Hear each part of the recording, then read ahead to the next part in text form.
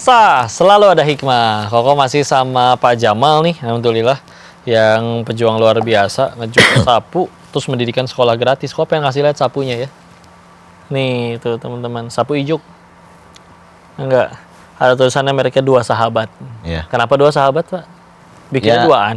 Jadi dua sahabat itu satu gagang, satu ininya betul, bawahnya. betul. Satu gagangnya, satu bawahnya. Mereka Iya. bersahabat dan bekerja sama untuk membersihkan rumah Iya. kita ya, Masya Allah. Dan emang enakan yang pakai ijuk gini sih. Zaman sekarang mah sapu teh ada yang pada dari plastik gitu, Pak. Iya. Enakan yang kayak begini. Ini dijual tadi berapa? 8.000 8.000 ke toko. ke toko. Ya, dari toko mah ya udah 15.000 ini. Iya, kalau dari Ya. toko mah ya. Nah, keuntungannya kira-kira per sapu ke bapaknya mah 4.000 Iya. ya. Masya Allah. Nih, coba tuh. Kayak rambut koko ya. Gitu ya. Dan dari sapu ini akhirnya berdiri sekolah gratis. Pertanyaannya kan Pak, ya orang mah mengejar mimpinya dulu sendiri mungkin atau nunggu cukup, mampu. Dan itu mungkin ada yang orang bilang bukan tanggung jawab Bapak itu anak-anak itu. Kenapa Bapak mau untuk istilahnya udah mah dapatnya mungkin segitu-gitunya. Bagi sebagian orang yang pada kaya di Jakarta tidak dianggap banyak, dianggap sedikit. Tapi malah untuk ngurusin anak-anak yang tadi pada sekolah, yang pada nggak mau, yang nggak bisa lanjut sekolah. Ya, awal-awal saya juga emang sebetulnya tidak mampu gitu. Tapi udah dorongan hati saya gitu supaya anak-anak itu bisa sekolah dan bisa juga mengaji gitu di sana. Gitu. Ini nama SMP-nya, nama sekolahnya. SMP IT Pancuh Tilu. Itu logonya ada tulisannya SMP IT Pancuh Tilu. Ya. Kalau di sana anak-anak pada nggak mau sekolah itu karena apa sebetulnya Pak? Orang tuanya yang emang nggak ada biaya dan nggak mau ngerasa nggak usah sekolah lah nak, udah yang kamu kerja aja atau hidup yang benar. Atau sebetulnya padahal aslinya anak-anaknya emang mau, tapi orang tuanya yang mau nyekolahin. Kalau itu yang pertama jarak juga. Jadi sekolahnya pada jauh-jauh gitu. Ya jauh gak begitu jauh, cuma itu kondisi jalannya aja. Masih tanah semua. Gitu. Ya masih tanah. Dan mereka pada jalan kaki gitu. Pada jalan kaki gitu, apalagi di musim hujan lah, nggak bisa becek apa gitu. Ya cuma dari sekolah kami ke sekolah yang lain itu sekitar 3,5 kilometeran lah. Gitu. Jalan kaki mah lumayan Pak. Iya. Di sana internet ada Pak? Internet ada bagus. Kalau Internetnya bagus. Jadi orang pada pakai handphone sinyalnya bagus. Iya. Terus emang faktor apa di sana itu anak itu emang kalau kelas 1 sekolah kelas 7 SMP terus sekolah ke sekolah yang lainnya cuma 1 tahun 6 bulan udah ada lagi di rumah. Jadi anak-anak di daerah kami itu perlu pembinaan secara khusus. Merekanya juga pada nggak mau belajar gitu. Iya itu makanya saya hampir 1 minggu sekali lah keliling itu untuk memahamkan mereka pentingnya pendidikan. Iya, itu. Iya sih karena ya itu ya orang bilang masalah kemanusiaan yang besar katanya kemiskinan, kelaparan, kriminalitas. Tapi yang lebih bahaya itu nggak punya ilmu atau lebih bahaya lagi tidak mau mencari ilmu.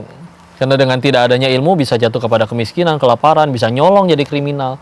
Tapi dengan adanya ilmu, bismillah, bisa jadi manfaat jadi bagi banyak orang, nggak cuma sanggup menghidupi diri sendiri gitu, tapi bisa bahkan jadi manfaat jadi bagi banyak orang ya. Dan akhirnya didirikanlah itu dari tahun 2020 yang tadi yang SMP IT Pancuh Tilu itu. Iya 2020. Waktu pertama berapa santrinya pertama kali? Siswanya? Iya siswanya. Kalau siswanya kalau waktu pertama itu nyampe 30. Baru 30-an doang. Iya 30-an. Nah, kalau sekarang udah 65. 65. Terus tantangannya gimana Pak? Kalau pernah kurang nggak Pak untuk tadi kayak yang harus dikasih makan? Pernah kurang Pak? Minus? Sering kalau kurang mah gitu. Kebutuhan buat makan anak itu 1 kintalan lah. 1 kintal sebulan sekitar 20 lah sama saya tuh. Buat beras doang itu? Iya buat beras doang gitu. Tapi sekarang yang masuk itu dikurangi lah. Ada yang paling 40 kilo kadang-kadang nggak ada gitu. Iya. Ada yang ngasih lah gitunya. Awalnya viral dari mana? Apa bikin TikTok? Bukan. Awalnya viral itu saya itu kan ikut kegiatan petani milenial Jawa Barat.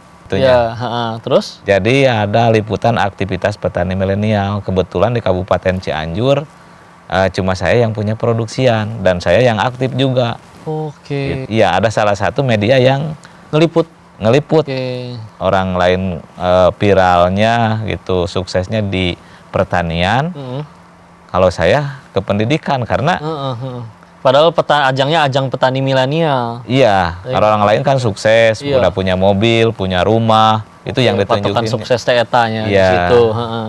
Kalau saya kondisi rumah produksian itu ya alatnya. kayaknya agak layak, jadi bertanya-tanya gitu. Heeh. Akhirnya nanya yang sama yang kerja, Pak Ahmad itu punya aset apa? Kalau lihat hitung-hitung penghasilan saya emang besar gitu. Heeh. Kalau sehari 100 aja gitu udah 3.000. Berarti omset saya udah berapa tuh per bulan? Heeh. Gitu. Tapi saya gak punya apa-apa gitu. Oh, Ya, lari kemana itu lari duit? kemana duitnya gitu. Ternyata akhirnya diselidiki ya itu dia tadi. Ya diselidiki, saya punya sekolah, punya yayasan. Ternyata pas dilihatnya juga sekolahnya itu dari kayu. Gitu. Akhirnya itulah jalannya akhirnya dikenal ya. Iya. Sekarang udah nyampe TV One, ditonton lagi ini di TV nasional. Bismillah, mudah-mudahan juga jadi wasilah kebaikan ya buat yang nonton. Siapa tahu pengen ikut berkontribusi nih, kita Masya Allah nggak semuanya mau berjuang seperti beliau ya. Penasaran dengan perjuangan beliau selanjutnya, kok masih pengen tanya-tanya nih. Jangan kemana-mana, tetap di Sah, selalu ada hikmah. Dibawa kerja Ya kayak bawa kerja ke hutan, ada yang udah ngojek. anak laki doang tapi kali anak Laki-laki banyakannya. Heeh. Iya, Masya Allah. laki-laki. Makanya lebih banyakan siswa perempuan gitu. Sekarang yang di Ya, situ ya. alhamdulillah yang pada aktif.